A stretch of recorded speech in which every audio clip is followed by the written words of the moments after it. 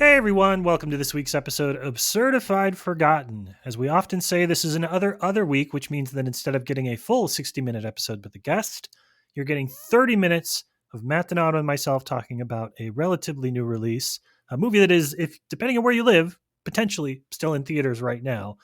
And, this podcast, as we always say, some films are certified fresh, some films are certified rotten. Our films tend to be certified forgotten. And I think today's movie is one of those that is sort of slipped in the doldrums, the dead of winter, and is probably going to be one of those films that maybe folk talk about a little bit later in the year. But we can get to that in a second. Most importantly, let's start the podcast by checking in with Matt Donato, Los Angeles resident, and making sure that him and his loved ones are doing okay this week. Yes, luckily we are pretty central, so it is dystopian at times. I'm sure everyone has seen the pictures and whatnot, but we are avoiding any evacuations and things of that nature for now. So fingers crossed, but we're okay. Yeah, I got a text message from you a few minutes ago that said that you needed to catch your breath because you had gotten a emergency warning and then an emergency warning all clear to let you know that the first emergency warning was actually a mistake. Yeah, like we're all okay with an oopsie. Everyone makes an oopsie at work, but the entirety of Los Angeles got an evacuation warning, and then 20 minutes later got a, oh hey, by the way, that wasn't for everyone. We're sorry. Yeah. Yeah, and it's terrible to see that you guys are going through that, and the rest of the world is just frozen solid. Like, climate change is real. What the fuck else can we say about it? Hopefully that's not a shocking thing to hear if you listen to this podcast. Or live right now. Yep. Yep. Yeah. I'm in Texas. Matt Donato is in California, and the only things we can count on is our states make absolutely no fucking sense from the weather. So good to hear you're still doing okay. And you have been sharing on your social media, on Blue Sky in particular, resources and opportunities for donate. I've seen you and other people sharing stuff in the community that can make an impact and make a difference, especially if you're out of state. Yeah, I follow lots of people who are much better at staying on top of that, self-admittedly. So I am just retweeting to high hell. Every time I see something, it's just a retweet. Well, how about a little bit of escapism? How about we talk about horror for a minute? Yeah, let's talk about fake horrors and not real ones. Yes. So the film we're talking about today is The Damned. It is a film that came out at the start of this year, January, by a Icelandic filmmaker named Thordur Paulson. The film is about here, I'll read the synopsis for you. The year is 18 something something, and after the sudden death of her husband, young widow Eva does her best to carry on his legacy. She still operates his remote fishing village in the Arctic Circle, caring for the ragtag group of fishermen who make their living in the northern shore. But when a boating accident forces Eva to make a terrible choice, she must come face to face with the Draugr, the drowned Icelandic demon who wants her to atone for her sins. Matt Donato, what did you think of The Damned? I know there are definitions of Donato movies and there are definitions of Monagle movies. We have talked about them extensively on this podcast. If this is your first episode ever, here's your quick introduction. The Damned is absolutely a Matt Monagle movie. It is period, it is broody, it is everything that you expect from a piece of folkloric horror based on culture and history and all these things. It is a look backwards. It is a small fishing town in a bygone era and how we find horror in there and how much, I think society has both developed and not developed since then. But I also liked it. I mean, like, that's the thing. Here's the thing. I also liked it. I think we put a barrier between Donato and Monagle movies sometimes, but the truth is I like these kind of movies as well. Like, there are plenty of pullbacks that if you transport me to the correct era, if you transport me to this like really chilly atmospheric Nordic place, I'm in for the ride. I think for me, period, I struggle with sometimes because it can be a lot slower. It can be this kind of horror that takes its time in a way that doesn't align with my Reanimator, Return of Living Dead, all like those kind of tastes. Yeah. I'm the Midnighter guy. But at the same time, like, good filmmaking is good filmmaking. And I'm not going to say that The Damned blew me away, but I am going to say that I was enraptured for 90 minutes. I'm watching this small community have to fight its demons and both, manifested forms, physical and mental, let's say. It's a psychological horror film, but you still have the creature, the Draga, as you have alluded to. As And anyone who's played any of the Oblivions or Morrowinds or anything like that knows, a very dangerous demon from Icelandic folklore. see, I played like Baldur's Gate 3 and a few of those, and I still had to go look it up. I still had to remind myself of like the folklore that behind it. But I was in it. I think it's just really good at being that slice of snowy, icy. Like you can feel the breeze just from the actual production design and stuff like that. It's good. It's good at what it's doing. Yeah, when I was preparing to watch the movie, first of all, it was a film that I knew that I had to go see in theater. So I went and saw it at my local Regal, the only place it was playing. As somebody who's thinking about maybe moving away from an area that has Alamo draft houses or places that are, trying to do higher quality stuff, I listened to the film with a blown out speaker in a Regal theater. And every time the sound dropped, I had completely forgotten that the speaker was blown out until the sound dropped enough that I could hear the buzz in the background. And I was like, that's right. This is the environment that the vast majority of Americans watch their movies in. God bless you all. But even that said, I knew that this was going to be dark on dark, right? Like I knew this was going to be a lot of natural lighting. I knew it was going to be a slow moving thing. So I was like, I don't want to watch it at home. I want to go see it in the theaters. But what put me over the edge for this movie in wanting to watch it is there's a shot in the trailer that is also in the film, but there's a shot in the trailer where the main character, Eva, played by Odessa Young, is coming up on somebody who's crouching in the snow and facing away from them.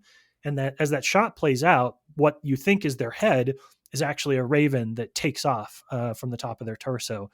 And what that shot in the trailer made me think is that, and I posted about this on Blue Sky, there are certain visuals that you see in a trailer that just like raises the floor for how good or bad you think the movie can be, because that's not a shot that somebody without talent stumbles into, right? That is not a hack shot. A filmmaker who doesn't know how to craft good, moody, atmospheric in camera effects, that's not something that they just like stumble into and the rest of it is a Uwe Boll film. That doesn't happen.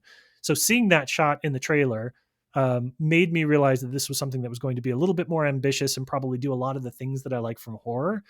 And you're right, Donato. Like it didn't blow me away. It is a, I because I was raised a baseball guy, because baseball season is around the corner, right? Like this isn't a guy that hits 50 home runs, right? Or like is the strikeout king. It's just somebody who's good at like a well-rounded guy that isn't an all-star, but like you want him in your team. And the fact that he's on your team helps you play well every single year. It's that kind of thing. It doesn't do anything great, but it does everything above average, which is exactly what I want from a good horror film. And it's doing something different. As we always talk about, Yeah. I am a sucker too for anything that is going to go against the grain of what we're used to. And this specific, like I felt like this was a callback to the show The Terror. I felt Mhm. like a callback to like any kind of those, let's go back in time and find horror in a different place, but also make it very relatable, because themes of community and themes of selfishness, those are universal. Yeah. So if you deliver those themes in a way that, well, okay, like it's a different package. You've given me something that I'm not used to seeing right about now, so I am going to be more attentive on it. And to do so, it's funny because I'm watching this and it is based on some type of folklore, as we've said, Nordic folklore. The Draga is a real thing. Whether Draugr.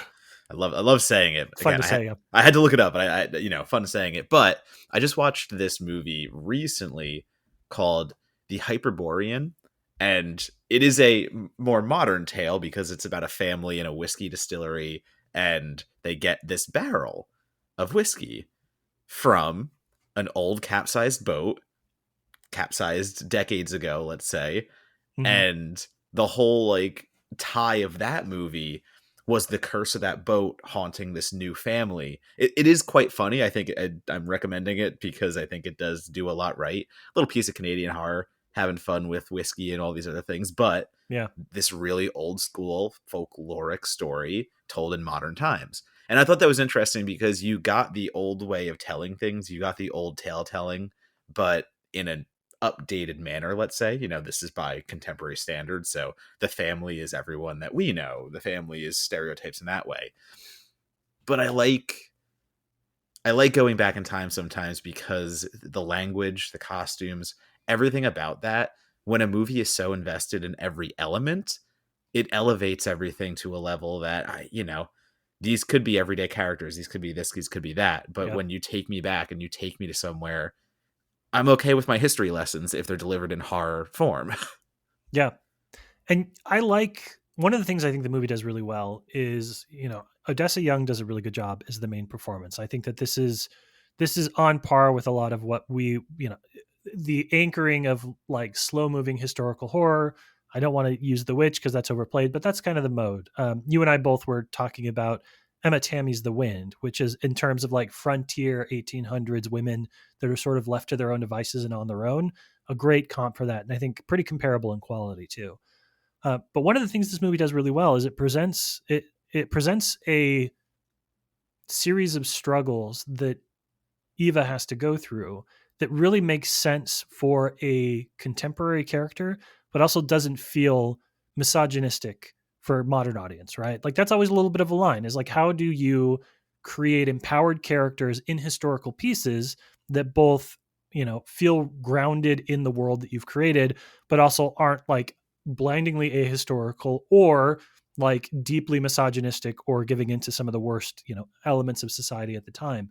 And I think one of the strengths of this film is that it presents a character in a scenario where she is asked to, take control and be in charge of the safety, the well-being of a group of men. She is separate to them. They eat separately. She's offered drinks, but she sits at the other end of the lodge when the men are drinking or carousing.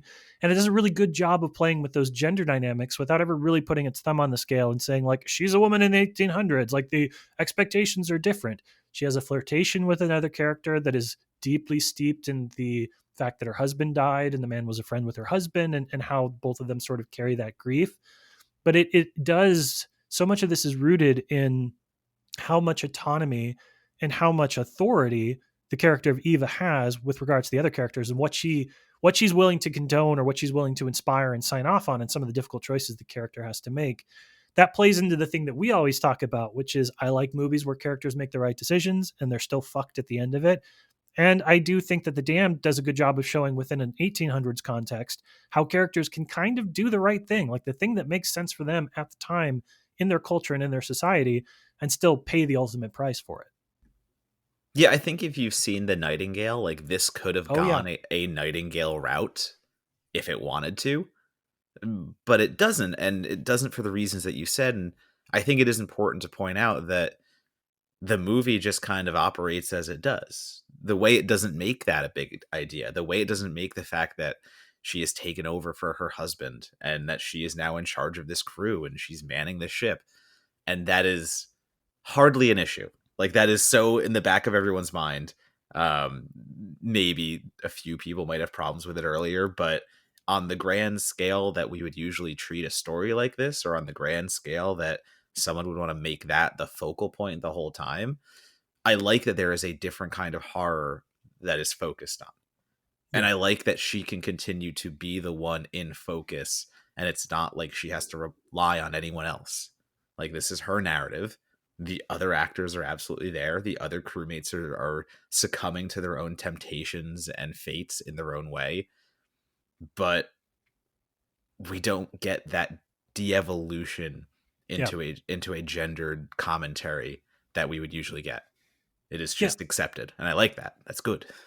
And it feels true to the circumstances of the characters. I mean, they're in this remote, landlocked or winterlocked, fishing community, this outpost, and they don't have the luxury. They don't have the luxury of being sexist. They don't have the luxury of having kind of like gender hierarchies.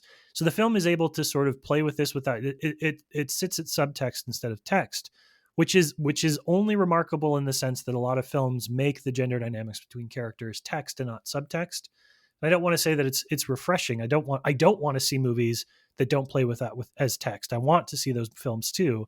But everything this movie does is just a little it feels a little bit as a counterbalance to what we see in terms of how we treat trauma, how we treat gender. It feels like it's a little bit either old school or charting a slightly different course for the horror genre in ways that feel refreshing because we haven't seen it on screen as much. One of the ways that I think I want to talk about that is the cultural specificity of the creature, We joked a little bit about like the droger and how, fun that is to say in the film. But I think that by not just having this be a zombie movie, by anchoring it in folklore, you immediately get to do like all the zombie shit that you would normally do. Like do all that zombie shit the way it would play out in any other movies, but you get so much more mileage out of it because you're playing in something that has history and culture assigned to it, not just like, oh, let's go see, let's do a bunch of zombies coming in off the shore because folks have drowned. That by tweaking that format just a little bit to add just a little bit of folklore to it, suddenly it opens up a whole world, I think, for the creature and how they respond to it. And this is a horror movie, and this is going to be shown to people like me. So not only do you get the haunting, creeping dread, not only do you get this creature with a ghastly image and the face that contorts open, there are some really good shots of the Draga. There are some really good figure moments of, okay, that's creepy as hell, but Yeah. the gore guy, this is me. Mm-hmm.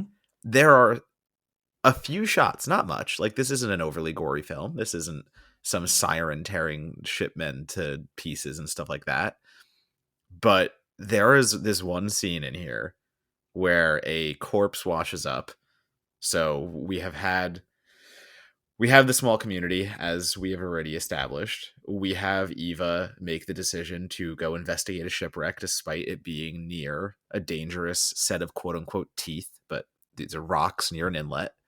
And we have the ultimate decision to let the surviving crew members of this shipwreck be stranded and not come aboard their boat because it is a small vessel and it'll capsize. This is a survival story. This is Yeah. our community versus outsiders.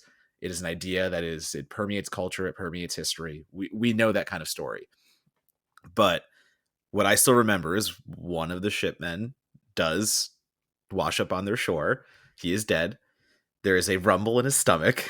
Somebody immediately is like, what the hell? This guy's alive. And it's like, no, he's not alive. They cut his stomach right open and just outpour like intestines and eels and gunk. And that is so supremely gross. Like, it is that Yeah. thing where if you have a few moments to make your practical effects shine in a movie that is otherwise what I would call a slow burn, like this is something that takes its time, it's atmospheric, it's all these things. But when you have the opportunity to make those moments matter and you have the opportunity to really sell how gruesome and like well done practical effects can be, I love when you just go for it. I love a movie that says, no, every part of this is going to shine in its own way. And we might not be the over the top midnighter that has body parts flying around. But yeah, when we cut this dude's stomach open, it's going to be nasty. Yeah. There are, I mean, a less confident or lower budget film would do a lot of what the film also has, which is characters, in the cabin or in the lodge, and they're hearing noises. And the sound design in this, by the way, as you know, is excellent. It's a very, very squishy movie. Every boot step is like a boot filled with water, which is a very, we have a very visceral. If you've ever walked in water, you know what that feels like. You know how uncomfortable it is. There's a very visceral reaction to that. Um, but you're absolutely right in that there are also scenes where they go for the practical effects. There's a really good sequence at the beginning of the movie too. The kind of the inciting event is where they go to see if they can recover because their winter supplies are running low. They go to see if they can recover anything from the shipwreck, and they find a massive huddled survivors clinging to the rocks in the middle of the bay, and then they all try and swim and board the boat, and they have to literally beat them off or risk drowning or losing several members of the crew. And there are some fights that happen that their axes are used and blood is splattered, and there is bodily damage at the end of the movie when they go into the terror slash Silent Hill fog, when they're trying to trace the Draugr steps all the way to the point of origination. And there's just enough of a mix of things, I think, that are making it clear that they have a vision for varied horror moments, which is an underrated element, I think, in a lot of lower budget horror. Is they don't want to give you just one type of look. They want to give you a handful of different looks. Variety is the spice of life. I think that's something the Dam does really well. A lesser movie would do just the atmospheric stuff or the sound effect stuff. They wouldn't have the guts, pun intended, to vivisect somebody in the middle of a movie and just sort of show you the eels coming out of their stomach. And I like a film, they don't need to go gonzo with it. It's not a midnighter, it's not an 80s film, but I like a movie that's willing to show you the variety of ways that things can be super fucking horrible in the 1800s. And I think this does a really good job of that. I think back to movies like Sauna. I think back to movies like Hagazusa.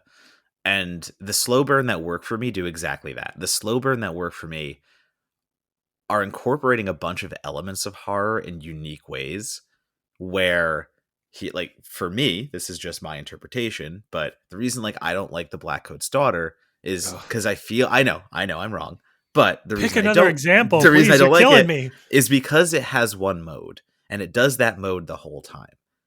So for that slow burn, you are kind of going on this one line from start to finish, where in Sauna, shit goes bonkers at certain times. Like you do get the slow elements where they are creeping through woods and things like that, but then you're in a demon's like domain and all these things. Like there are certain elements to it that they incorporate, and again, I think that is why something like The Damned will work for me, because it does have a little bit of everything. It tosses in there, and I maybe we won't say the end because it did just come out, and it did Yeah.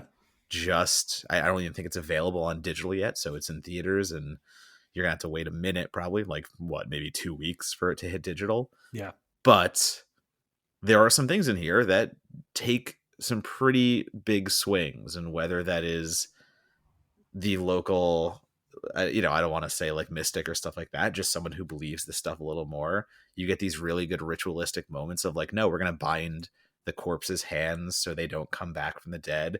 And you get the one character who kind of laughs at it because they're like, yeah, superstition, yada yada. Then you have the other one that's like, no, we do this because this really happens. Yeah. And the duality of both of those characters and the duality of those viewpoints, it's always really nice because you get a little bit of doubt, you get a little bit of that cynicism of, oh well, this isn't real. It's the whole religious debate of, do we really want to take this serious?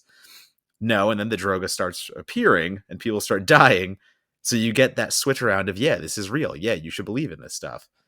And there's a thin line there is a tightrope that is hard to cross in those kind of moments, but The Damned is able to navigate that in a way that is impressive for the size of film and impressive for a feature debut. We are talking Yeah. about a filmmaker who's made some shorts that I have not seen, but to come out the gate immediately with something as confident as The Damned, that is a mark of talent. I like you talking about sort of the world building of it. Really, I like the fact that the rules of this movie are basically one character explains at one point their half remembered lore of what a droger is, and then the basically the characters cling to that for the rest of the film. That works. That's beautiful. That is the amount of lore that these characters would have to operate off of, and given absent any kind of alternate theories or alternate possibilities, I like how quick the characters are in this movie to adjust to their circumstances. I think that's another sort of point in its favor. And while we're talking about things that I like about the film, I have to ask, did you, I've never asked you this on the show before because I never really know how closely that these things stand out, especially in a movie like this. Did you notice the soundtrack? Did you find yourself paying attention to the score at all? I think I did, because in these period films, especially when you have the right kind of stringy, eerie core that like is just, it just creeps behind you. It's not Mm-hmm. really overtaking at any points. It just lingers, and I think your vinyl collection is a lot of that. Oh, but yes. but that's in a good way, because I don't think the score here had to be bigger than any of the moments, because when you're already doing a slow burn and when you already have softer horror moments, let's call them, quote unquote, you don't want something big and bombastic in the background, because that's going to drown out what's on the screen.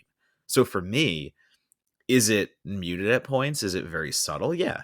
But that's what this needed. This needed to just kind of float behind the characters as they figure out what is happening, and their face turns, icy cold at points because they're realizing that they're probably being haunted by this mythical beast. But yeah, I did notice it. Yes, I like score. I when I pay attention to a score, that means it's something that did make a mark with me. If I don't pay attention to it, that's because it's just there. Yeah, this particular score is from an Irish composer. It's an Irish film. It is funded by the Irish Film Institute, by the way. This is very much solidly a Matt Monagle movie. It's from Irish composer Stephen McKeon, and it does a lot of films go for sort of an atonal quality to it, especially movies like this. It's a bit of a drone. I need that, and I need that done well, but I need just a little bit of playfulness to it. And I think that I think McKeon does a really good job in this movie of digging into Icelandic melodies. It has a very like northern kind of sensibility to some of the song. It kind of like veers into folk songs a little bit in places that I think rounds out and flavors the rest of the rest of like sort of the more traditional but also well done atonal pieces to it too. So yeah, whenever I watch a movie like this, you know, and I think of my beloved Godless, the Eastfield Exorcism, which is just such a good exorcism movie. That's just a fine, like one of my perfect examples of a movie that is elevated by a score. And I think this is a very good balance here too. I'm excited to. I might be one of the only people that starts pinging the filmmaker and be like, "Where's my vinyl release? Give me a vinyl release of the Damned, God damn it!"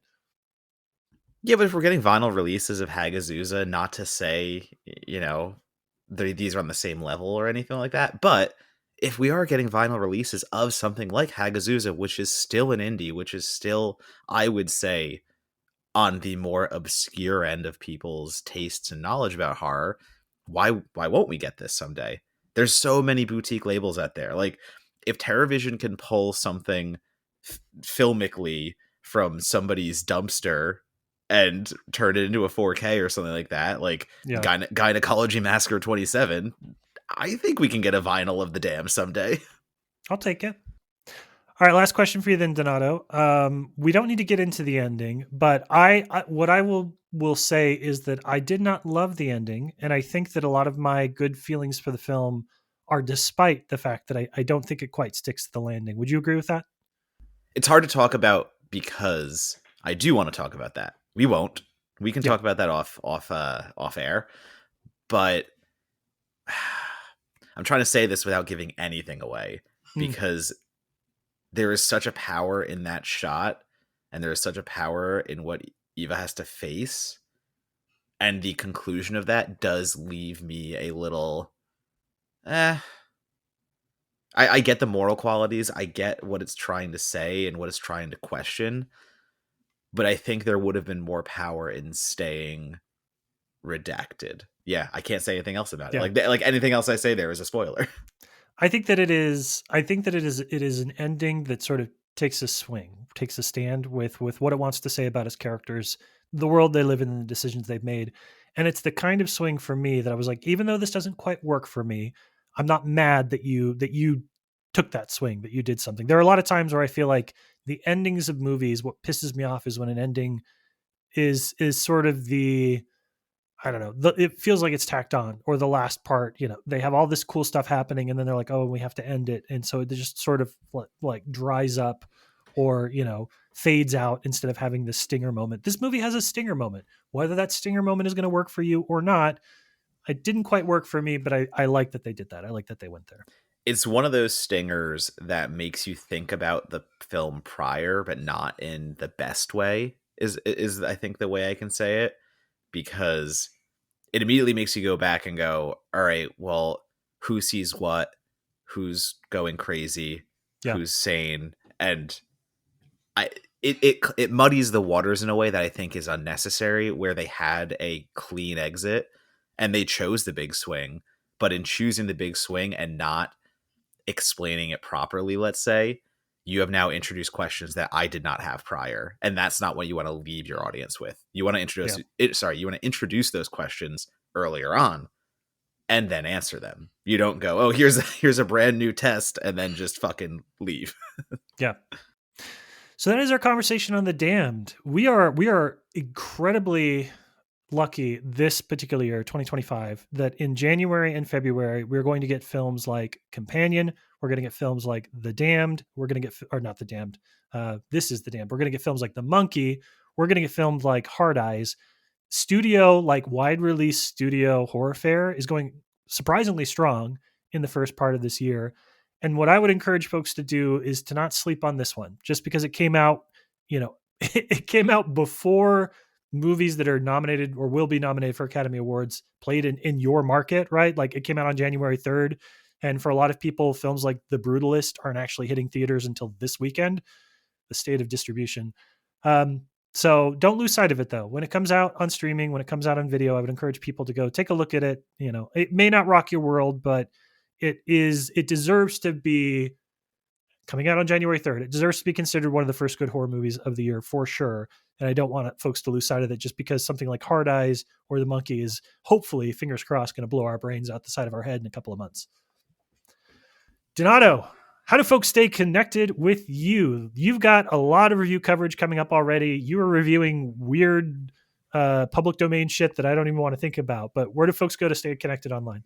You can always find me, Matt Donato, at Donatobomb, DONATOBOMB, on Blue Sky, on Letterboxd, and on Instagram. As I always say, if TikTok doesn't get banned, I will use that more, but we're going to wait a few more days and see if it's actually worth diving into. There are reviews coming for all of those movies Monocle is talking about. I've got every horror movie under the sun slated for review. I've got Sundance coming up. So yeah, just follow along and I will post everything I write. As for myself, just Blue Sky, please. It's monocle.bluesky.social.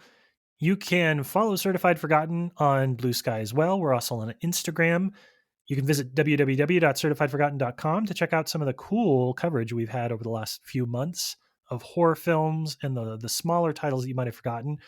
And you know, if you're just tuning in to the podcast, back it up a week. Go listen to our December episode with David Dismelchin. It was a very, very, very fun episode. I don't need to tell you that he's an interesting guy with an interesting perspective on the horror genre from all the various projects he's done over the last couple of years. If you haven't heard one of our interview podcasts before, it's a great, great place to jump in. We'll be back next week with a really kick-ass guest. Donato and I had a really, really fun time talking to this one. Or if it's a different guest that we're hoping to get, we might have not talked to them, but we probably will have a fun time. The beauty of podcasting, folks. But either way, we'll talk to you soon.